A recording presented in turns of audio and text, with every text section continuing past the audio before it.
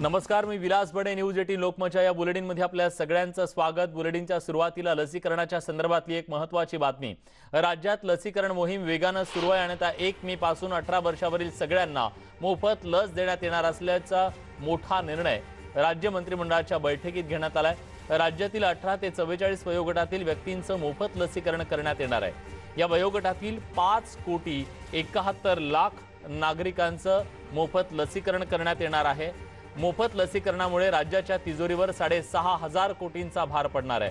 मात्र 1 मे पासून लगेचच लसीकरण सुरू होणार नाही अशी माहिती टोपे यांनी दिलेली आहे. 18 ते 44 वयोगटातील 5 कोटी लोकांचं लसीकरण एकाच वेळी करणं शक्य नाही. त्यामुळे एका समितीची स्थापना करण्यात येणार आहे. तर रुग्णसंख्येत घट होत नसल्यानं लॉकडाऊन वाढवण्याचा निर्णय सुद्धा घेण्यात आलाय. आता लॉकडाऊन 7 की 15 दिवस वाढवायचा याचा निर्णय 1 तारखेला घेण्यात येणार आहे.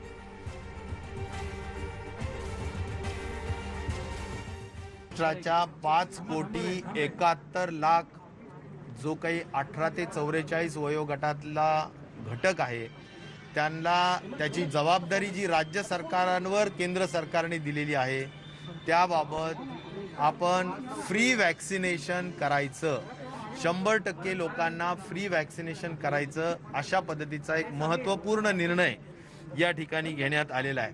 आणि त्यामुळं अंदाजे 2 कोटी वॅक्सिन्स डोसेस हे राज्य शासनाला विकत घ्यावे लागतील, ज्याचा अंदाजे खर्च 6,500 कोटी रुपये असेल.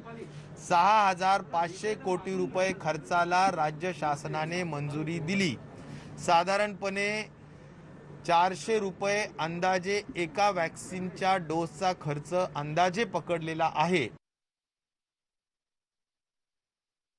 ह्या सगळ्या परिस्थितीला धरून मला एकच सांगायचं आहे की 1 मेला आपल्याजवळ वॅक्सिन्स इच्छा असताना सुद्धा उपलब्ध होत नसल्या कारणाने 1 मेला सुरू करता येणार नाही. परंतु आपण याबाबतचं डिटेलिंग लगेचच करत आहोत. साधारणपणे जर आपल्याला एका वेळेस आता हे एकूण जे 5,71,00,000 लोकांना वॅक्सिनेशन जर करायचं असेल तर एका वेळेस शक्य नाही. आणि म्हणून आपल्याला एक आमची कमिटी, आरोग्य विभाग आणि काही वरिष्ठ मंत्री यांची कमिटी ताबडतोबीनं यावर मायक्रो प्लॅनिंग करणार आहे. म्हणजे काही जे काही वयोगट आहे 18 ते 25, 25 ते 35, 35 ते समजा 44, तर यामध्ये 35 ते 44 अगोदर घ्यायचा का, नंतर 18 ते 25 अति तरुण असल्यामुळे तो नंतर घ्यायचा का, याबाबत जे काही मायक्रो प्लॅनिंग ज्याला म्हणता येईल किंवा यातले कोमॉर्बिड अगोदर घ्यायचे का, या सगळ्या बाबतीची जी काही चर्चा आहे ती या ठिकाणी केली जाईल. ब्रेक द चेनच्या संदर्भाने आज आपण लॉकडाऊन केलेलं आहे, त्याचं निश्चित प्रकारे त्यावरही चर्चा झाली आणि आपल्याला कुठल्याही परिस्थितीत त्याला एक्सटेन्शन द्यावंच लागेल अशी परिस्थिती सुद्धा निश्चित प्रकारे आहे. आणि त्यामध्ये सुद्धा मंत्रिमंडळाने त्या संदर्भात सुद्धा चर्चा केलेली आहे. म्हणून शेवटच्या दिवशी एक्झॅक्टली 15 दिवस वाढवायचे का काय वाढवायचं त्या संदर्भातला निकाल होईल. पण एक्सटेन्शन निश्चित प्रकारे लॉकडाऊनच्या परिस्थितीला होणार आहे आणि ते किमान 15 दिवसाचं तरी होईल असा माझा एक अंदाज या निमित्ताने मी व्यक्त करत आहे. मला वाटतं महाराष्ट्र शासनाच्या महाविकास आघाडीचा सर्वात मोठा पहिला विषय जर काही असेल तर आमच्या सर्व आकड्यांमध्ये प्रामाणिकता आहे. मग ते ऍक्टिव्ह केसेस मधला असो नाहीतर CFRचा असो, म्हणजे मृत्यूचा दर असो, सगळे आकडे अत्यंत प्रामाणिक आहेत. एक साधारणपणे ICMR आणि गव्हर्नमेंट ऑफ इंडियानी जे प्रोटोकॉल आणि जे रूल्स दिलेले आहेत त्याच्यामध्ये एक काना मात्रा सुद्धा आम्ही बदल करत नाहीत, करणार नाहीत. टेस्टिंग सुद्धा आम्ही कुठेही कमी करत नाहीयेत.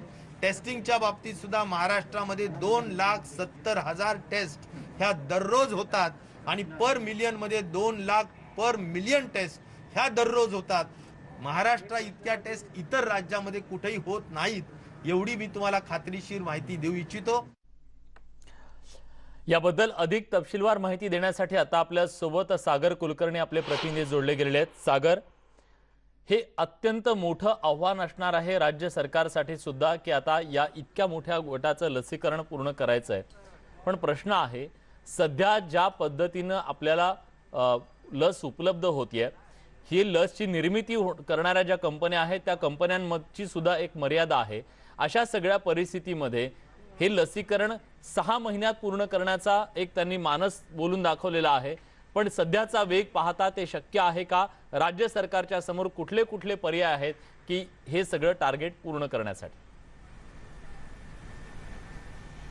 विलास, आपणास माहित आहे की साधारणतः वयवर्ष 18 ते 44 या गटांमध्ये 6.5 कोटीच्या आसपास लोकसंख्या येते महाराष्ट्रातली, आणि फक्त महाराष्ट्र देशातलं राज्य नाही आहे तर इतर राज्यांमध्ये सुद्धा हीच मोहीम राबवली जाणार आहे। त्यामुळे मुळात राज्य सरकारने कितीही भले मोठे दावे करत असले की हे इतक्या दिवसात संपवायचं आहे, इतक्या दिवसात टार्गेट करायचं, हे फक्त सांगण्याचे दावे असू शकतात। वास्तविकतेत तेवढी लस उपलब्ध होती का हा मुद्दा सुरू येतोय। कारण की जर पहिल्याच दिवशी तुम्हाला राज्यामध्ये जर सगळीकडे सुरू करायची आहे तर ती लस तेवढी सुद्धा उपलब्ध नाही आहे। त्यामुळे महाराष्ट्रातला एकही कॅबिनेट मंत्री आज छातीठोक पद्धतीने सांगू शकत नाही की 1 मेला महाराष्ट्रामध्ये सर्वत्र लसीकरण सुरू राहील। कारण की कुठे ना कुठेतरी इंडिपेंडन्सी अधिक आहे, पूर्वनियोजन झालं आहे का याविषयी शंका आहे। कारण की आज स्वतः आता आरोग्यमंत्री ज्या पद्धतीने भाषण देत आहेत त्याच्यावरनं जवळपास दिसून येतं की प्रिपरेशन नाही आहे तितकंसं राज्य सरकारचं, कारण की लसच मुळात तुमच्याकडे नाही आहे ही परिस्थिती। पण मग आता ही लस उपलब्ध करून घेण्यासाठी काय पर्याय आहेत? आपल्या देशात 2 लसी आहेत, त्याच्यातली कोविशिल्ड आणि कोवॅक्सिन, त्याच्यानंतर ग्लोबल टेंडर काढलं जाईल अशा प्रकारची सुद्धा माहिती समोर आलेली होती। तसं वक्तव्य केलं होतं अजित पवारांनी। त्या संदर्भात काही हालचाली सुरू आहे? विलास, आता भारतामध्ये देशांतर्गत फक्त 2 कंपन्या ज्या आहेत त्या लसी दिल्या जातात। एक भारत बायोटेकची एक आहे आणि दुसरी सिरमची आहे।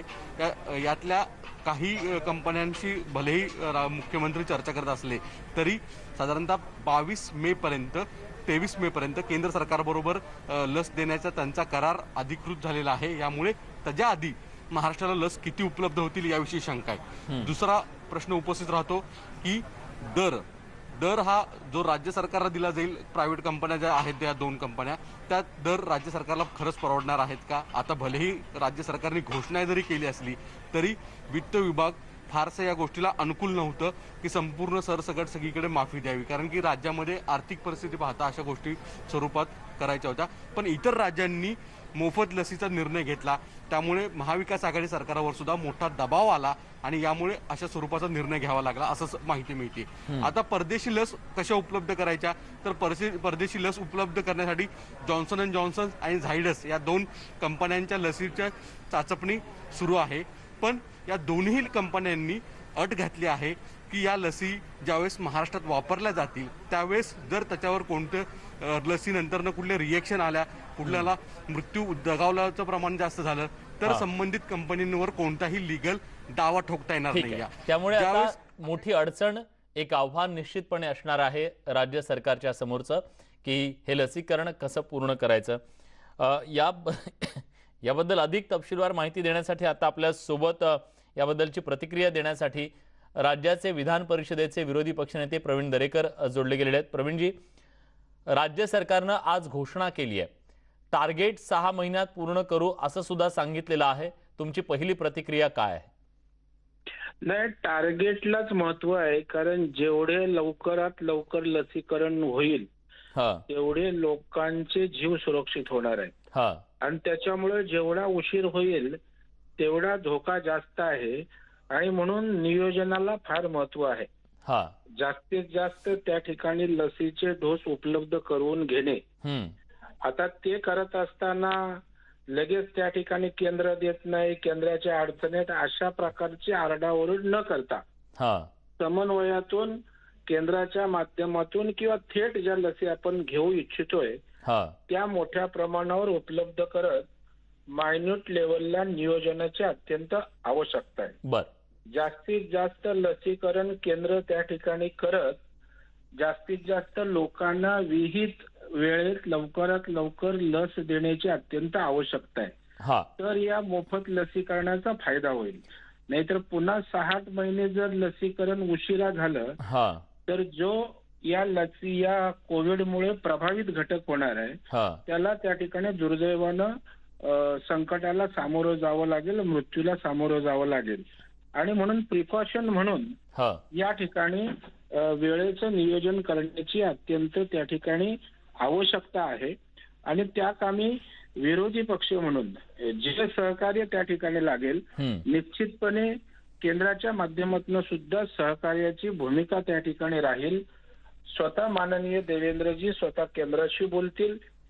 केंद्रातले महाराष्ट्रातले मंत्री आहेत, त्यांच्या माध्यमातून आपण जास्तीत जास्त लसीचे डोस उपलब्ध होण्यासंदर्भात, बाहेरून लस उपलब्ध करण्यासंदर्भात जिथे जिथे केंद्राची भूमिका त्या ठिकाणी लागेल सकारात्मक आम्ही भूमिका घेऊ.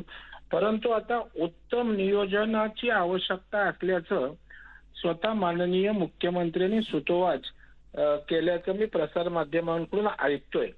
आणि त्याच्यामुळे उत्तम नियोजन हे सगळ्यात त्या ठिकाणी महत्वाचं असल्या कारणानं मला वाटतं तशा प्रकारचं नियोजन अगदी वार्ड स्तरावर असेल, मोठ्या कॉर्पोरेशनमध्ये, किंबहुना ग्रामीण भागामध्ये, गाव स्तरावर किंवा रेव्हेन्यू रिजन स्तरावर जसं काही आपलं जे काही घटक किंवा जे कार्यक्षेत्र ठरतील त्याप्रमाणे लसी उपलब्ध करणं, आवश्यक त्या ठिकाणचं मनुष्यबळ उपलब्ध करून देणं आणि समन्वय केंद्र, राज्य, लस उत्पादन करणारी कंपनी याचं एक टाइम मॅनेजमेंट करण्याची आवश्यकता आहे.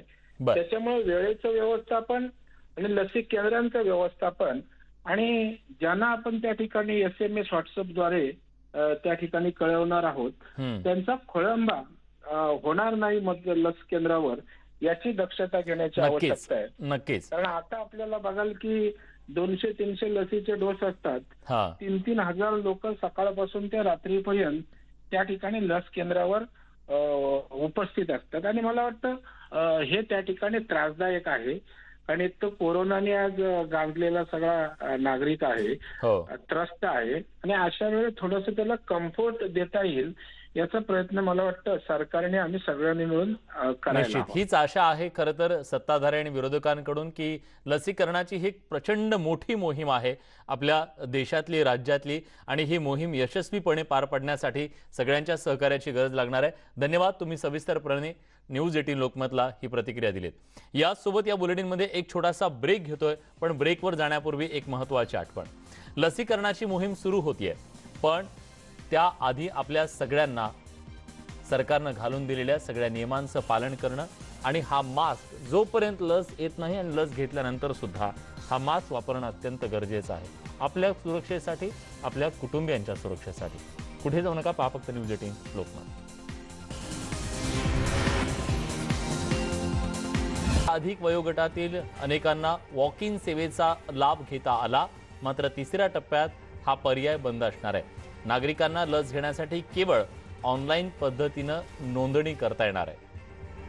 www.cowin.gov.in या वेबसाईटवर जाऊन तुम्ही ॲपवर जाऊन तुमची नोंदणी करू शकता. तेव्हा या लसीकरणासाठी नोंदणी नेमकी कशी करायची हा प्रश्न तुमच्या मनात निश्चितपणे आला असेल. हे सगळं जाणून घेण्यासाठी आपण जातोय माझे सहकारी विशाल परदेशी यांच्याकडे. ते दाखवतायत की ही नोंदणी नेमकी कशी करायची.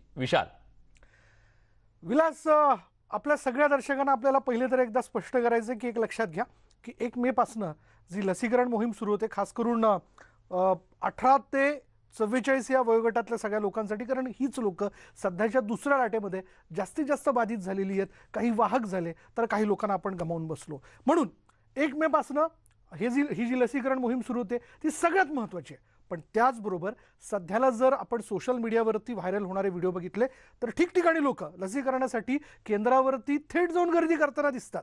मग होतं काय, या गर्दीतनं संसर्ग मोठ्या प्रमाणात पसरतो. आता ही प्रस्तावना देण्याचं कारण काय, याचं कारण असं म्हणून तर केंद्र सरकारने सांगितलेलं आहे की कंपल्सरी आपल्याला रजिस्ट्रेशन करायचंय ते या वेबसाईटवरती.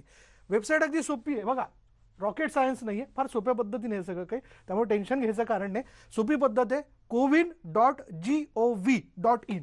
मी पुन्हा एकदा या संकेतस्थळाचं नाव सांगतोय तुम्हाला, लक्षात घ्या, cowin.gov.in. तुम्ही जर गुगलवरती गेलात आणि नुसता कोविन हा शब्द जरी टाकला तो कोविन रजिस्ट्रेशन हा एक ऑप्शन तुमच्या समोर येतो, त्यावर क्लिक करा आणि हे पोर्टल जे ते ओपन होतं.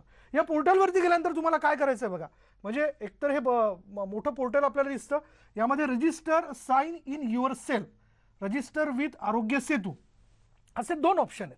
मग काय, तुम्ही जर आरोग्य सेतू ॲप वापरता तर यामध्ये इथून देखील तुम्ही रजिस्ट्रेशन करू शकता त्या ॲपच्या माध्यमातून.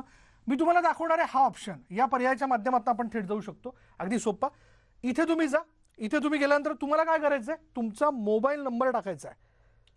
जो तुमचा मोबाईल नंबर असेल तो तुम्ही इथे टाकू शकता आणि टाकल्यानंतर तुम्हाला इथे गेट OTP यावरती क्लिक करायचं आहे. 180 सेकंदामध्ये त्याच्या आत तुमच्या मोबाईलवरती OTP येणार आहे आणि हा OTP आल्यानंतर बघा थोडा हा संयमाचा विषय, संयम तुम्हाला काही क्षण ठेवावे लागणार आहे. त्याचं कारण असं की बऱ्याच वेळेस तुम्हाला रेंज असते नसते मोबाईलला, किंवा एखादा OTP जो आहे तो तुम्हाला उशिरा येतो, त्यामुळे थोडीशी तुम्हाला वाट बघावी लागेल.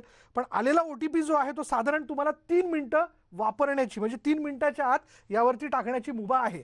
हे सेकंद संपण्याच्या आत तुम्हाला तुमचा OTP टाकायचा आहे. मी पुन्हा एकदा सांगतो, हे सेकंद जसे संपतात त्याच्या आत तुम्हाला OTP टाकायचा आहे. मला OTP आलेला आहे, मी या ठिकाणी OTP जो आहे तो या ठिकाणी मी टाकणार आहे आणि तो टाकल्यानंतर पुढल्या प्रक्रियेला आपण हात घालू शकतो. यामध्ये जो OTP आहे तो तुम्ही टाईप करा. तो OTP टाईप केल्यानंतर ओके, बघा आपण पोहोचलेलो आहे अगदी सोप्या स्टेपवरती आता या क्षणाला. You can register 4 members with 1 mobile number. एका मोबाईल नंबरच्या माध्यमातून तुम्ही 4 सदस्यांचं, घरातल्या 4 सदस्यांचं नाव नोंदवू शकता. घरात 2 असतील तर 2, 1 असेल तर 1, 3 असतील तर 3, म्हणजे जी तुमची गरज आहे लसीकरणाच्या संदर्भातली ती तुम्ही तिथं नोंदवायची आहे. रजिस्टर मेंबर म्हणा. इथे तुम्हाला ID प्रूफवरती तुम्ही जर क्लिक केलं तर ID प्रूफवरती इथे तुम्ही जा. बघा इथे गेल्यानंतर तुम्हाला काय ऑप्शन्स येतात बघा. आता या ID प्रूफवरती मला जी माहिती आहे ती अशी आहे की ID प्रूफमध्ये तुम्ही तुमचं पॅन कार्ड, आधार कार्ड, लायसन्स, त्याचबरोबर पासपोर्ट, अशा कुठल्याही गोष्टीचं, म्हणजे ज्याच्यावर तुमचा फोटो आहे त्याच्यावरती खरं तर तुम्ही जाऊन तो ID प्रूफ जो आहे तो नोंदवू शकता. आता या क्षणाला फोटो ID नंबर तुम्हाला इथे टाकायचा आहे. फोटो ID नंबर तुम्ही इथे टाकू शकता.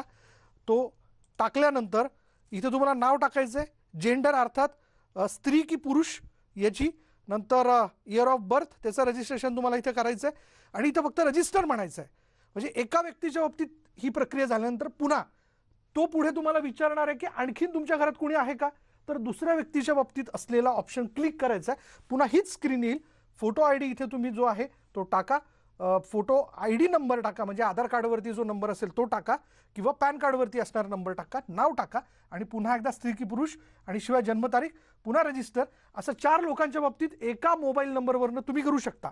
प्रोसेस अगदी सोपी आहे मित्रांनो, म्हणून फार चिंता करण्याची गरज नाही. अगदी ग्रामीण भागातला व्यक्तीसुद्धा आपल्या मोबाईलवरनं ही प्रक्रिया जी आहे ती पूर्ण करू शकतो. मी परत एकदा आपल्याला दाखवतो की ह्या साईटवरती आपल्याला जायचं आहे, cowin.gov.in. या वेबसाईटवरती गेल्यानंतर आपल्याला 2 ऑप्शन येतात, 2 पर्याय. परत एकदा लक्षात घ्या, अगदी घरातली सर्वसामान्य गृहिणी देखील करू शकते. इतकं सोपं आहे कारण तिच्या हातात सुद्धा स्मार्टफोन आलेला आहे. Register sign in yourself, इथे तुम्ही गेलात, या ठिकाणी तुम्ही गेलात, किंवा रजिस्टर विथ आरोग्य सेतू असं म्हणू शकता, याच्यावरती तुम्ही गेलात. रजिस्टर और साइन इन फॉर वॅक्सिनेशन, एक मोबाईल नंबर तुम्हाला टाकायचा तुमचा. इथे तुम्ही तुमचा मोबाईल नंबर टाका. परत एकदा मी माझा मोबाईल नंबर टाकतोय, म्हणजे जेणेकरून ही प्रोसेस तुम्हाला लक्षात येईल, जो काही तुमचा मोबाईल नंबर असेल. बरं, गेट OTP म्हणा, म्हणजे याच्यावरती तुम्ही क्लिक केलं की तुमच्या मोबाईलवरती एक OTP येईल. म्हणजे बँकिंग व्यवहारांच्या बाबतीत जसा OTP येतो ना तसाच हा OTP असतो. तो OTP जो आहे तो साधारण तुम्हाला 180 सेकंदामध्ये येणार आहे. त्याची थोडीशी वाट पाहिजे. मी परत एकदा सांगतो, संयम ठेवा, कारण बऱ्याच वेळेस मोबाईलवर रेंज असते नसते, म्हणून आपल्याला वाट बघावी लागते. पण हा OTP येतो निश्चित. हा OTP आला की तो आपल्याला इथे फिल करायचा आहे, जेणेकरून आपण पुढल्या प्रक्रियेला हात घालू शकतो. एका मोबाईल नंबरवरनं तुम्ही घरातल्या 4 सदस्यांची नावं लसीकरणाकरता म्हणून टाकू शकता. परत एकदा सांगायचं, ही लसीकरण मोहीम असणार आहे 18 ते 44 या वयोगटाकरता. म्हणून ही जी मोहीम आहे त्यामध्ये घरातल्या कुठल्याही 4 लोकांचं नाव तुम्ही नोंदवू शकता. मला थोडासा तर वेळ लागतो बघा. पहिल्या याच्यामध्ये ज्यावेळेस मी हे डेमॉन्स्ट्रेशन तुम्हाला दाखवलं किंवा नोंदणी कशी करायची हे दाखवलं, त्यावेळेस मला OTP जो तो झटकन आलेला होता. पण आत्ता मला एक क्षणाला OTP आलेला नाही आहे, ज्याची मी वाट बघतोय आता दुसऱ्यांदा ही सगळी प्रक्रिया करत असताना.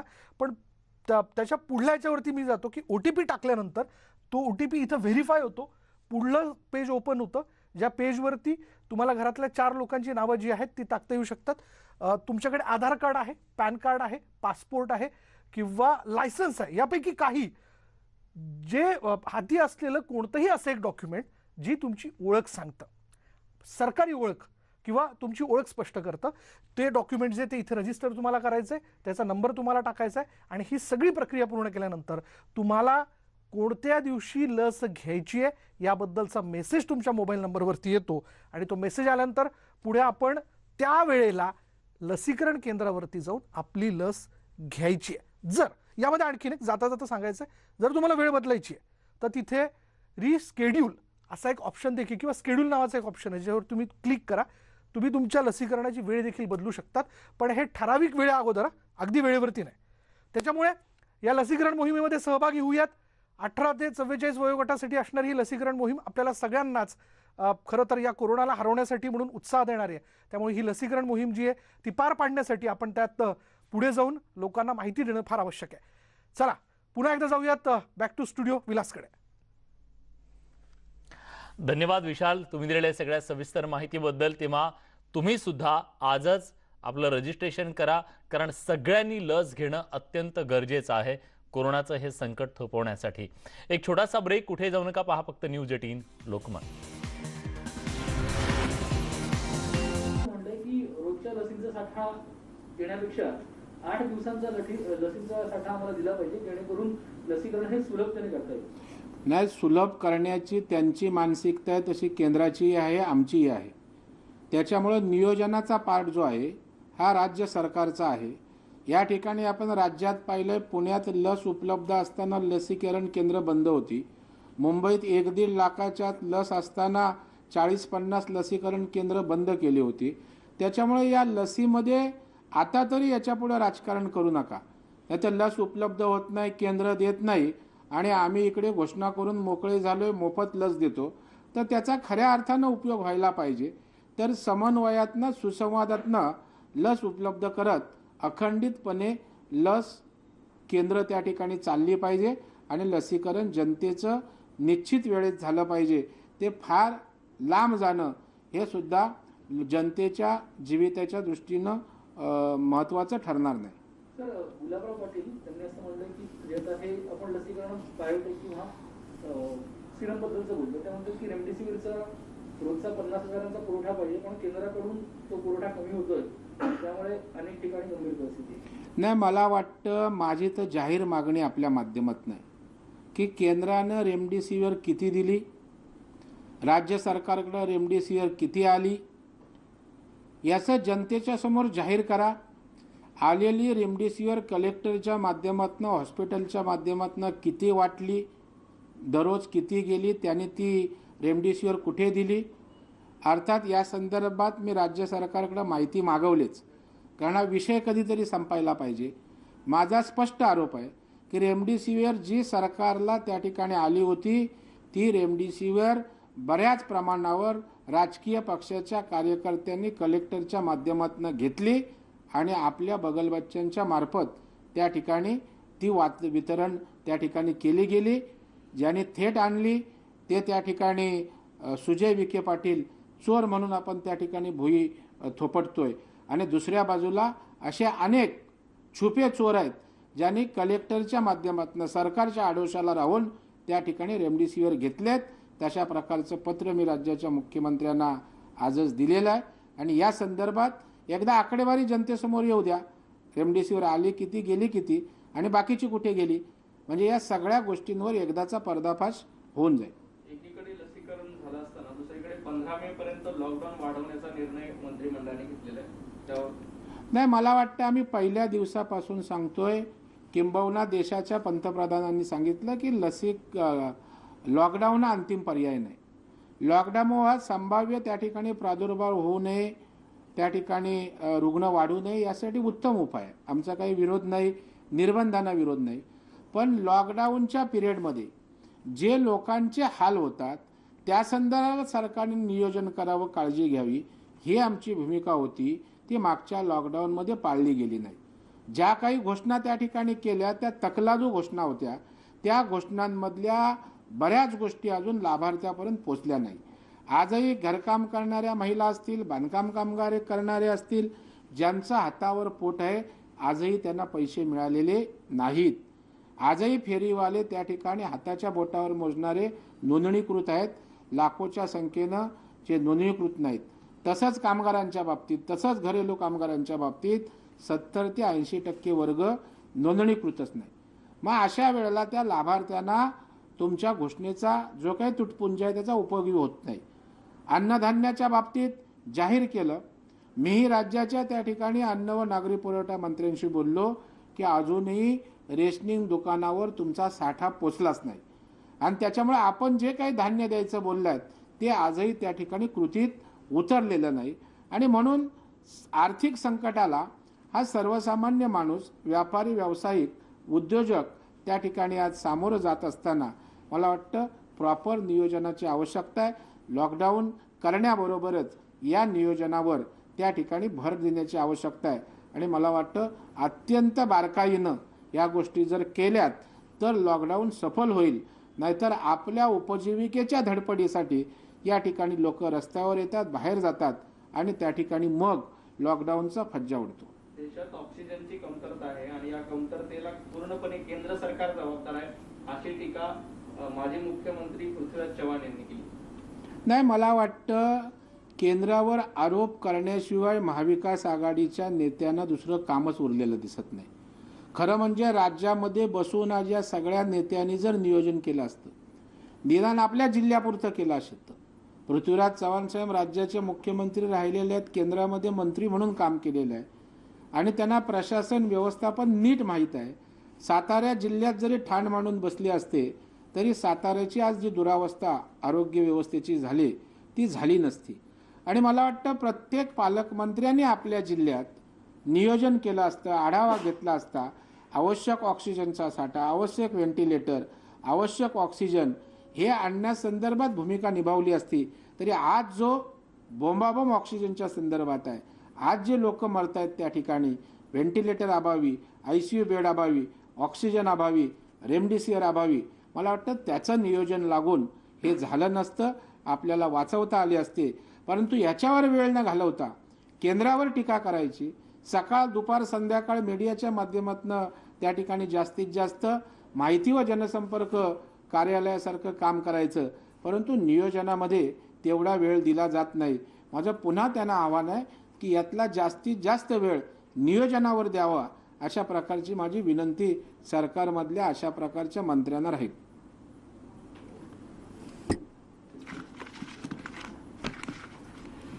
झालं ना?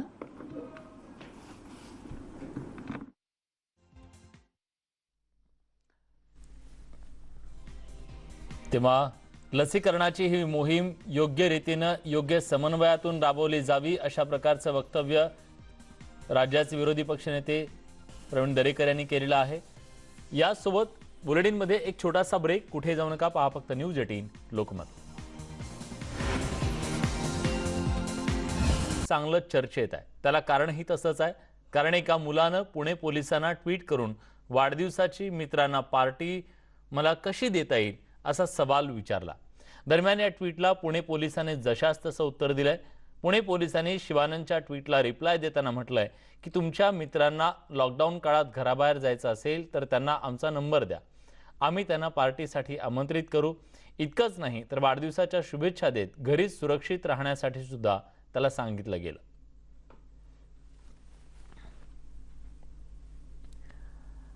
दुपारच्या बातम्यांमध्ये आपण इथंच थांबतोय. ताज्या घडामोडींसाठी बघत रहा न्यूज 18 लोकमत.